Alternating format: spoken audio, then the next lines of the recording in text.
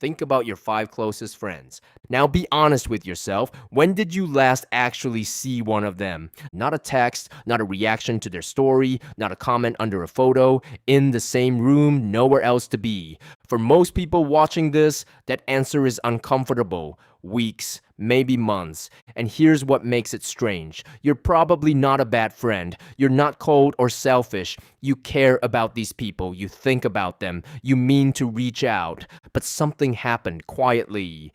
Without a fight, without a reason, without a single dramatic moment, where people who used to be essential have become distant. The closeness just evaporated, and you've probably told yourself it's just life getting busy. That's what adults say. But what if it isn't that? What if something fundamental has changed about how friendship works, and almost nobody is saying it out loud? Because the data on this is genuinely alarming, and once you see it, you can't unsee it. Here's a number that should stop you. In 1990, the average person had three close friends, people they could call in a crisis, people who knew their whole story. By 2021, just 30 years later, that number had dropped to fewer than two, and 15% of people reported having no close friends at all. One in six people, nobody. That's not millions of individuals failing at friendship, that's a structural collapse. Something in the environment changed, and friendship is dying because of it. The question is what? And the answer is not what most people think. There's a specific kind of grief that has no clean name in English. It's not losing someone to death or a fight or betrayal. It's losing someone to nothing, to drift, to the slow accumulation of unreturned messages and canceled plans and lives that gradually stopped overlapping. You still follow each other. You still like the photos. If someone asked, you'd still say they're a friend, but the closeness is gone. What's left is just the outline, the memory of what it was. And psychologists call this friendship decay. And here's what makes it terrifying. It happens faster than you think. Oxford researchers found that without consistent in-person contact, a close friendship fades to the level of a casual acquaintance in roughly 3 years.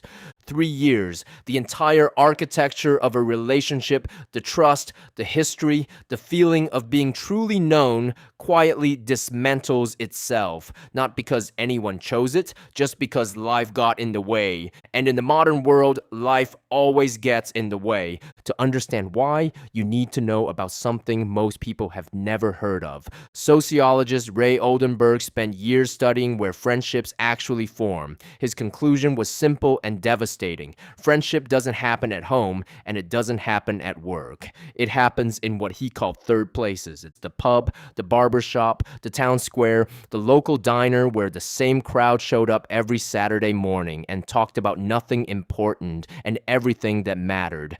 These weren't luxury spaces. They were the invisible infrastructure of human connection. Places where you didn't need an agenda to show up. Where you ran into people by accident. Where closeness built itself slowly, without you noticing, just through the friction of regular shared presence.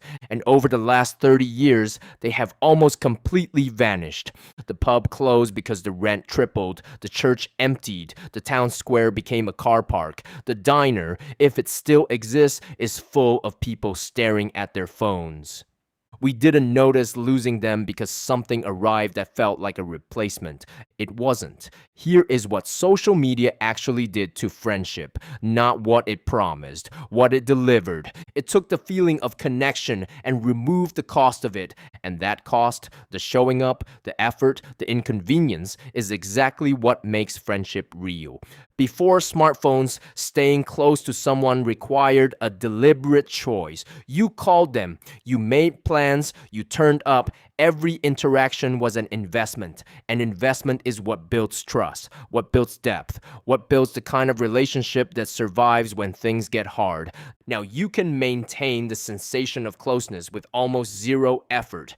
You watch their stories, you see their holidays and their moods and their Sunday mornings. You feel like you're part of their life, but you haven't spoken in 4 months. Psychologist Sherry Turkle spent years researching this exact shift. Her conclusion: we have confused being in contact with being connected. They are not the same thing. One is passive, the other requires presence. And every platform you use is engineered at extraordinary expense by some of the smartest people alive to keep you in the first category. Because genuine connection doesn't generate engagement, scrolling does. Every notification when someone likes your post sends a small dopamine signal telling your brain, social need met.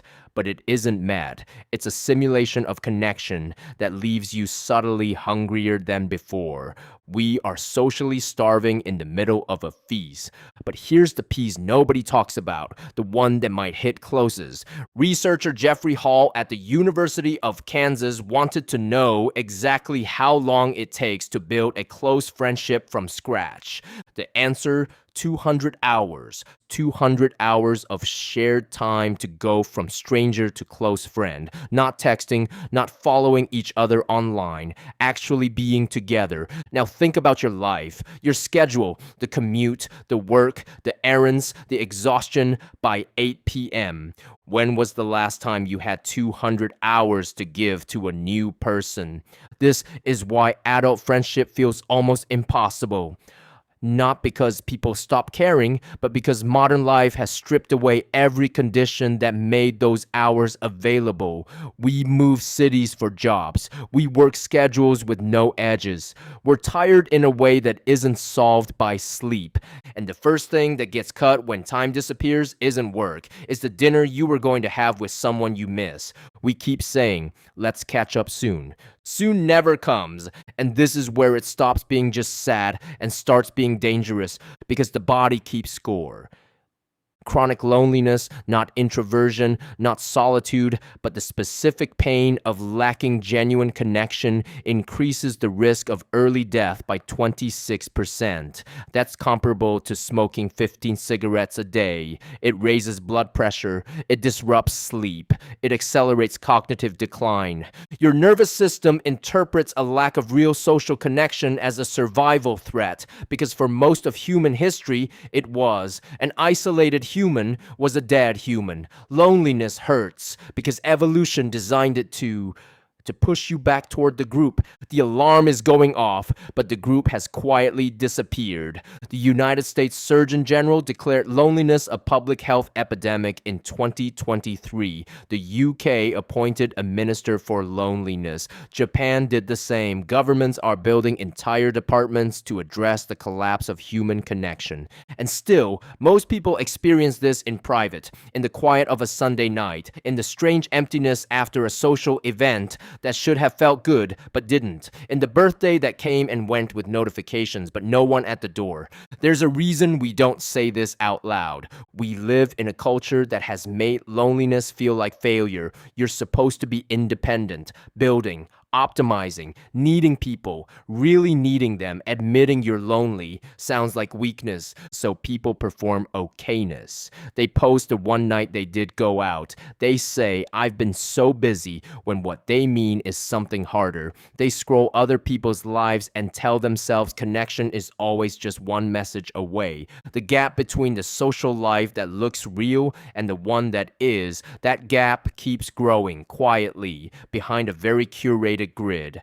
It is possible to be the most documented generation in human history and the least understood. Now, here's where I want to push back on the easy conclusion, because the instinct is to blame the phone, to say put it down and everything gets better, and maybe that helps at the edges. But the real problem is structural. We built a society optimized for individual productivity and forgot to protect the conditions for human connection. The mobility that gives you opportunity costs you your roots. The flexibility that makes modern work possible fragments your schedule. The platforms that keep you in touch replace the depth of contact with the volume of it. These weren't accidents. They were trade-offs, and most of us made them rationally, one decision at a time, without seeing what they added up to. You can't solve a structural problem with personal willpower alone, but you're not completely powerless either. other. The research is consistent on what actually rebuilds friendship.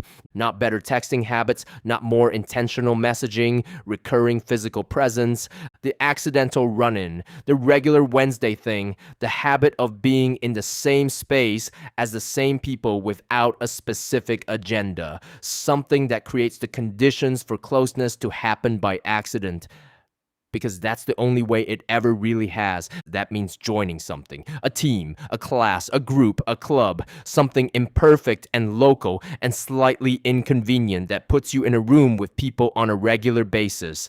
It means making the call you've been putting off, not the voice note, the call. It means being honest with someone you trust, actually honest about the fact that you've been lonelier than you let on, not because vulnerability is easy, because it's the only thing that moves a relationship from the surface to somewhere real. 200 hours. That's what it costs. Modern life makes those hours hard to find, but they're not impossible.